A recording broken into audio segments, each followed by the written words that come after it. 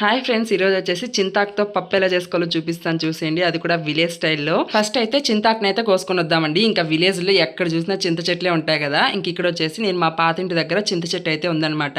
ఇంకా అక్కడైతే చాలా లేతగా ఉంది అని చెప్పనేసి మా అమ్మ చెప్పింది. ఇంకా అందుకనేసి అక్కడికి వెళ్ళేసి చింతాకుని అయితే కోసుకొచ్చానండి. ఈ చింతాకుతో పప్పు ఎలా చేసుకోవాలో చూపిస్తాను చూసేయండి. ఇక్కడ వచ్చేసి కుక్కర్లో కందిపప్పు తీసేసుకొని దాన్ని శుభ్రంగా కడిగేసుకోవాలి.